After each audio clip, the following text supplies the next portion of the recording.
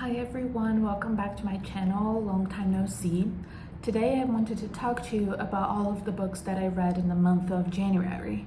I read a total of 10 books with one DNF. The first book that I read this month was Anathema by Carrie Lake. This is a very slow burn gothic romantasy, and I absolutely loved this book. I gave it 5 stars. It was everything I never knew I actually needed. In this book, we follow Mavis. She is a young girl who feels like she is an outcast in her village. She was found as a baby right by the entrance of the Eating Woods, a patch of woods neighboring the village that is said to be haunted. She was taken in by a family, but since then, all of the family members have passed away and she was left under the care of her step-grandmother and her 2 sons. She has a sister, Alesia, who is her only friend and ally in this town, and things start to spiral when her sister is accused of committing a sin. She slept with her own uncle, even though he is not blood related to her, that is true, and she is banished to the Eating Woods. Mavis cannot help but follow her own sister, and there she crosses a veil to this other world where, little does she know, she will find she had a lot more meaning in her life than she knew. This is a very drawn out and detailed plot and world, but I don't find it annoyingly extensive. It has the slow burn of the century with these fated mates who complement each other's powers perfectly. You have a female main character who is learning about her powers and her mysterious existence in this other world. Like I said, this book is a slow burn, so you spend most of the book watching these 2 people walking towards each other slowly, and I find that super intriguing. It is a dark plot, but I don't feel like it had any unnecessary violence on page, at least in my opinion. There are incredible religious undertones throughout this world that I've really enjoyed as well, and a vast magic system that I feel really compelled to learn more about. There are lots of action sequences and mythical and fantastical creatures that reminded me a lot of The Witcher, which I love. So it was overall everything I wanted out of this type of novel. I don't think the hook for the second book really intrigued me, but I will be continuing on the series because, like I said, I loved this one and I want to see where we go from here.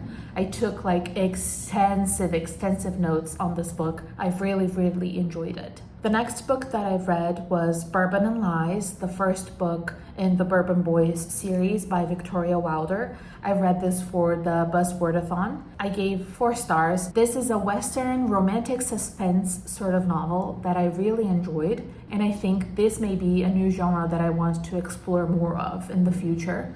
This book follows Lainey as she escapes some pretty fucked up shit that happened in her hometown in New York and is put in WITSEC in Fiasco, Kentucky. Thanks to a former work colleague of her father's and her contacts in the city, she is put in the care of Ace Fox through back roads. She's not officially entered into WITSEC. The Fox family is responsible for a really high esteemed bourbon production in Fiasco, Kentucky, and Ace gives Lainey his guest house and a job helping with poor visits while she tries to get back on her feet. But unfortunately, while she is there, she has to veer weird stares from the youngest brother of the family, Grant. He is a retired cop and he is really struggling to trust and let this woman into his family without knowing who she is or why is she there. But of course, they fall in love. I found this book to be really well written, really well thought out, and incredibly steamy. The entire WITSEC plotline didn't feel like a reach, which I've really appreciated as someone who loves procedural dramas. Much to the contrary, I feel like it felt balanced. The thrillery scene at the end was really strong. I first skimmed through it to see if everyone survived, and then I read on. I loved the romance, which is important for you to enjoy a romance.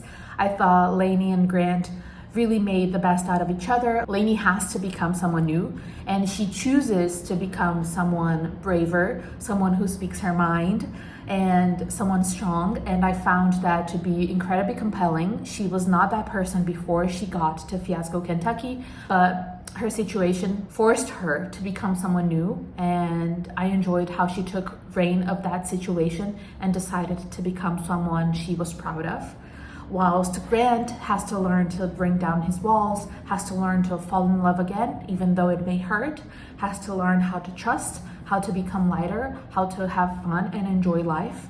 And one of the things that I love in small town romances, and one of the reasons why I mainly read contemporary small town romances, is that I love the family aspect of this town.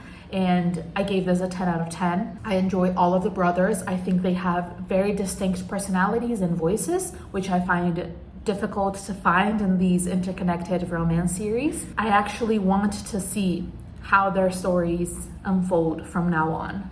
I am not giving this a 5 stars because I think there were 2 points that could have worked a little bit better.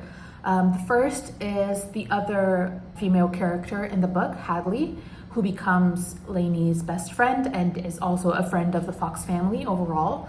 I feel like she is sort of like a carbon copy of every other best friend in contemporary romance right now, and I want something a little bit different. I think this book put forth a lot of original and unique ideas and takes on this sort of Western romance genre, and I wish Hadley had been a part of that as well.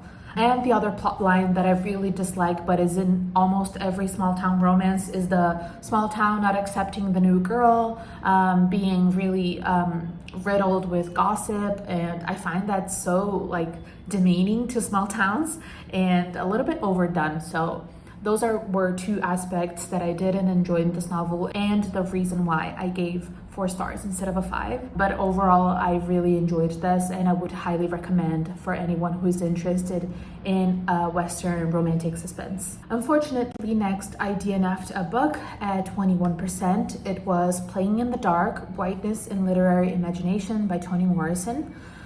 I unfortunately only had the audiobook version of this book, and I think that may be the problem. This is very theoretical, and I wasn't really following. I was just cruising, and I didn't want that for my experience with this book. I don't have any previous knowledge of the concepts being talked in this book, and I think that may be one of the problems. I probably need to do some more research before going back to this book. So this is a soft DNF in my opinion. I can return to it in the future, especially as I am trying this year to apply for a master's at the end of the year. So I want to go back to studying and reading about literature, but I don't think this was the smartest choice to start here. The next book that I read was The Employees by Olga Ravn. I gave this book a 3-star. This is a sci-fi novella. This book is set in a near-distant future in a spaceship called the 6000. The crew is both human and humanoid, and the ship carries strange objects from this planet called New Discovery. And the crew starts to fixate on these objects. And this book is structured as a series of witness statements compiled by a workplace commission, HR sort of thing.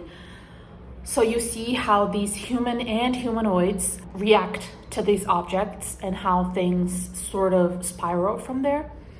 I found this book intriguing, but too short to really dive deep into any topic that is surfaced. There were some really interesting thoughts here. For example, what does it mean to be a human? Longing, critiques about a life governed by work, the logic of productivity, and even some conversations about revolution.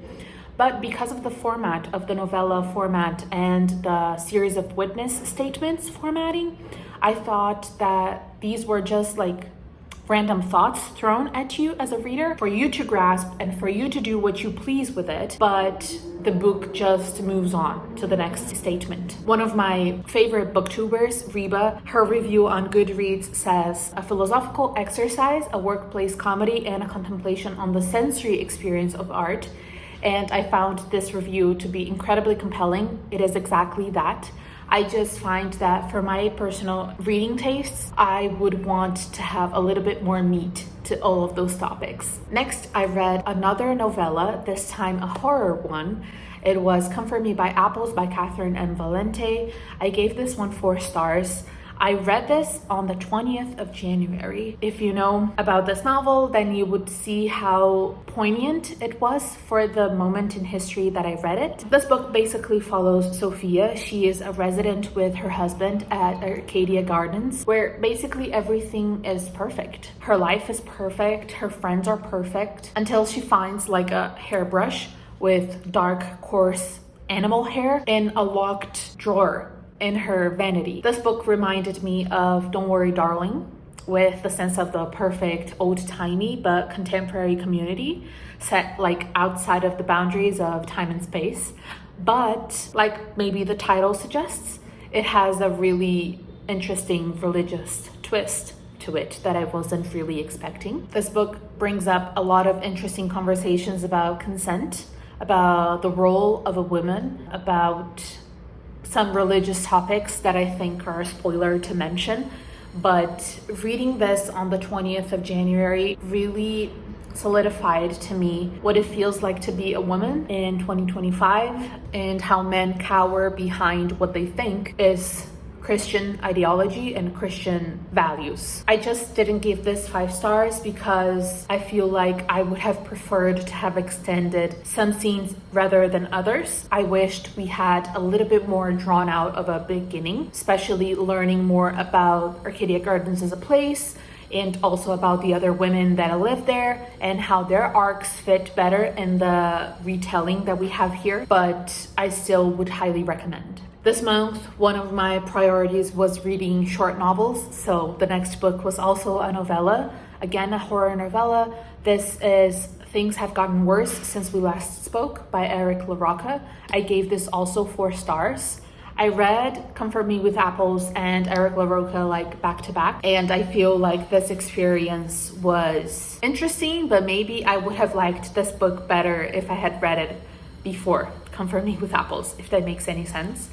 In this short little book, we follow 2 women, Zoe Cross and Agnes Petrella, and they meet on an online queer like community board in the early 2000s internet, and they strike up a really odd relationship of sorts. This one, differently than Comfort Me with Apples, feels a lot more like gory and less thematically heavy, in my opinion.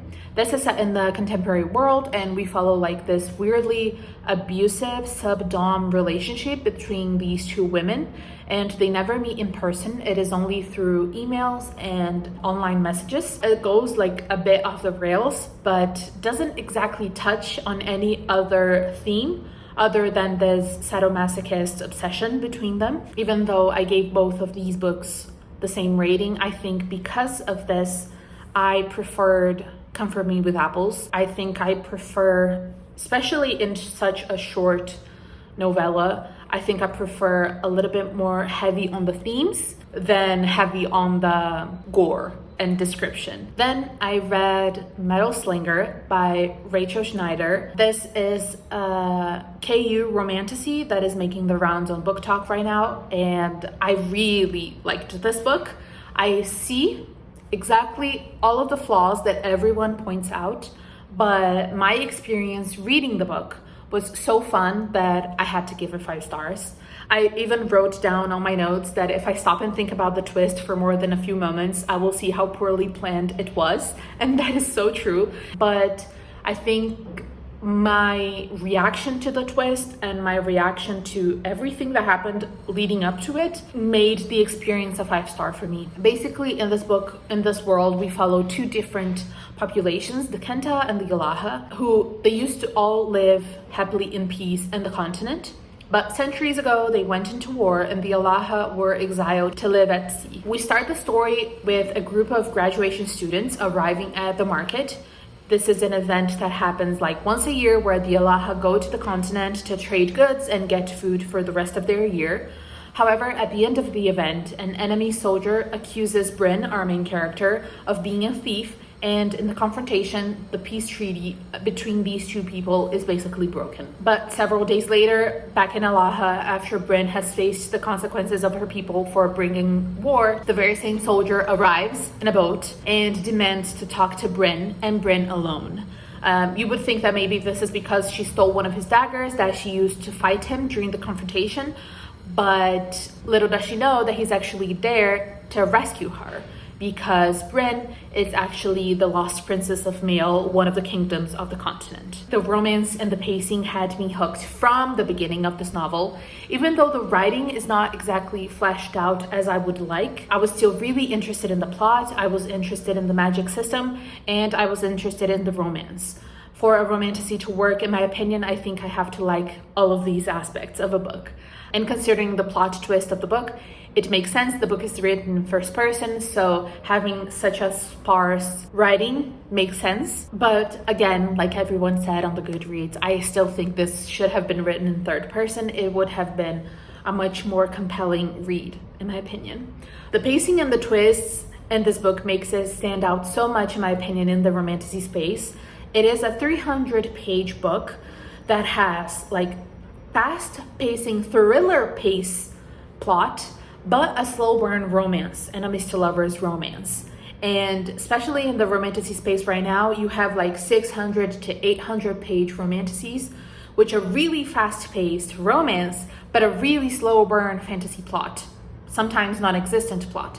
So I think this book hits really important check boxes for me in the romantasy genre right now. Another thing that I think made this book unique and interesting was the use of the matching bond / fated mate trope. There is one sentence in the book that says, "But a matching bond is just that, a bond. It doesn't dictate how you feel, what you do." This is such a fresh take on this aspect that is most often than not giving me a little bit of a nick in every book that I read. I think soulmates is a beautiful concept, but at the same time, like a matching bond sometimes is a struggle, because I feel like characters don't get to decide for themselves if they want this relationship or not. But then, even though the book introduces this theme, it basically takes it back a few pages forward with, and I quote, "If this is true, I will never get a say in the matter. The bond will always get what it wants regardless of my objections." So it basically is not what it said before.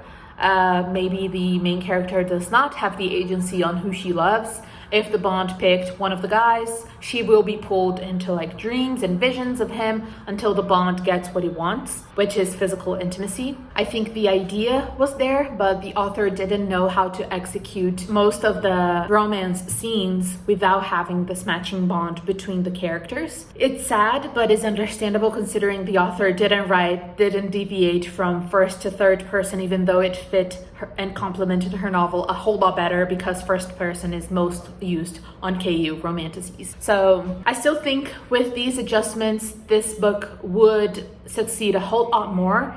But sadly, KU authors are not looking for innovation, they're looking for readers, and they're going to stick to what gets readers. But I think this book still has a lot of unique and original aspects, why I really enjoyed it, and I gave it 5 stars. The next book that I read and decided to not rate is Minor Detail by Adonia Shibley. This is again a novella, but this time literary fiction. And I have decided to not rate this book simply because I don't know exactly how to do so. This book is divided into 2 parts, 2 equal parts. The first part is from the point of view of an Israeli soldier, showing his platoon patrolling the Negev desert in 1949.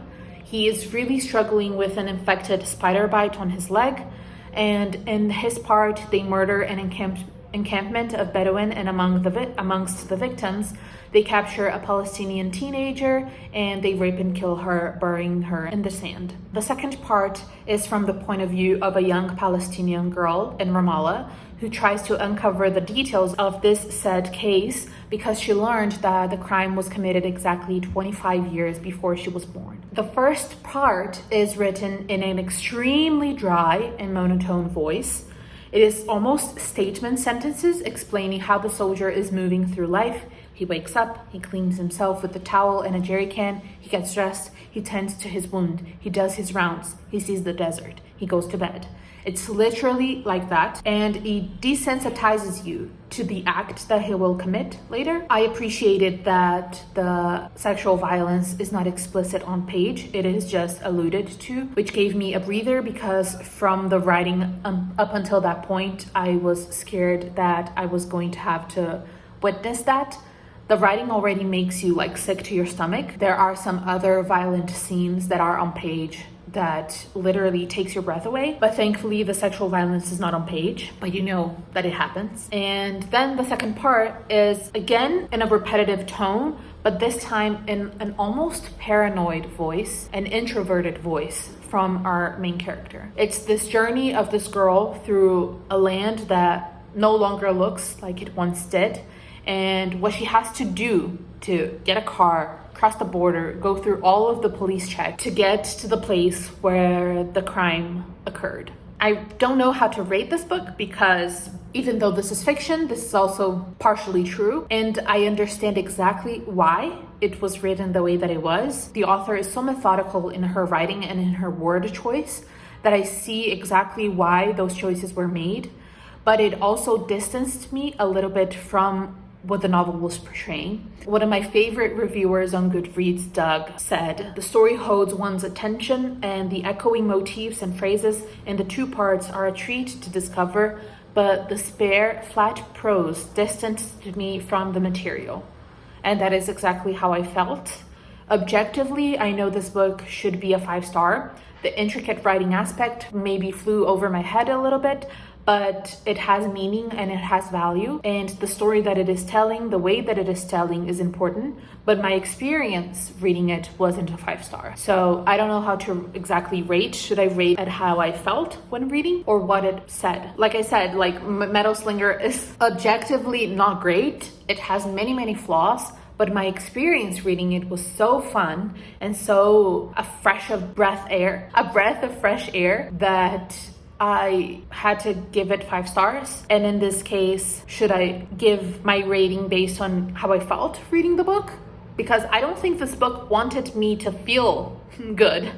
So I don't know. This is why I decided not to rate this book. Next, I read The Intangible by C.J. Washington. This is a literary fiction book, and I read it for the Buzzwordathon. I gave this overall 3 stars. Like, it was a great exploration of grief through this like really snapshot of time of these characters. It did have a moving plot that gripped me and made me read through the end, but at the same time, it almost felt surreal. In this book, we follow 2 main couples, Amanda and Derek Jackson. They are a married couple in Atlanta, and she has always longed to become a mother, but unfortunately they cannot get pregnant. They even tried IVF, but it never worked. But then she finally gets pregnant, and sadly she has a miscarriage. But unfortunately her brain still believes that she's pregnant in a condition that is called pseudocyesis, and her body looks like she's pregnant. And her marriage starts to basically crumble from this condition, and she turned to a neuroscientist called Patrick for answers about her condition. Patrick is married to Marissa, and they are on their own, like struggling with grief as well.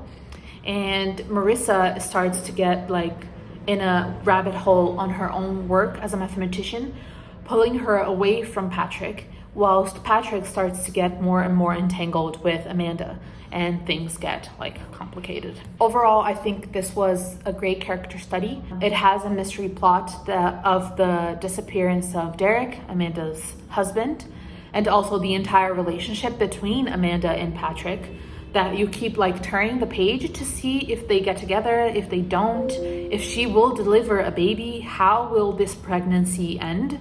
And it is really interesting, but overall, like, forgettable somehow. And the ending also felt a little bit like a soap opera, in my opinion. It didn't really match the tone of the book until that point. So I gave this a 3-star. It was a fine read, but it wasn't exceptional. Next, I read Swordcrossed by Freya Marksey.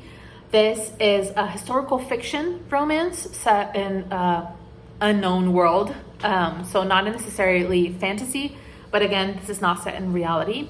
I gave this 3 stars. I am a little bit disappointed in this book, to be quite honest. Basically, this book follows Matinesh J. He is the dutiful heir to his family's struggling textile business. He is getting married to Sophia Cooper. She is from a very rich family. He is doing so in a way to help save his business without ruining their reputation, who is still intact thanks to his immense efforts in keeping the reality of his family's financial business safe. In this world, it is very usual for people to disagree with a marriage, even if it's a love marriage or an arranged marriage, for people to challenge the bride or the groom to a swords fight. So it is also usual for the bride or the groom to have a best man or a best woman that is hired as a swords person to represent them during said duel. Because Matinesh is struggling with money, he has to settle for hiring Luca Pierre, a known con artist who has already robbed Maddie at the beginning of the book. But of course, they fall in love throughout the course of the story. The romance was my favorite aspect. Matty and Luca are incredible people. I really loved their connection. I loved their romance. I loved their steamy scenes. But the romance felt like a B plot to the business, the textiles business betrayal sort of thing that I only really understood at the end of the book. The writing was also extremely convoluted and filled with unnecessary metaphors and almost 70% internal monologue with very little action, very little conversation between characters. Those are some aspects that I really didn't like. But at the same time, Maddie as a character was someone that I really, really enjoyed to read from. He felt relatable as an oldest sibling responsible for his family, struggling with voicing his own opinions and feelings. And his romance with Luca was really well done because Luca was the exact opposite of him and forced him to rethink some of his decisions and some of his habits so far. So this is why I gave this a middle of the road rating. And then Onyx Storm was released and I hadn't yet read Iron Flame. So I started Iron Flame in January, but I only finished it on the 3rd of February. So I'm going to talk to you about that in the next video. But those were all of the books that I read in the month of January. For Feb, I plan on reading my sister's TBR that she made me back in Vlogmas. So if you want to check out what those books are, I'll leave a link to the video in the description box. I'll see you guys next month. Okay, bye.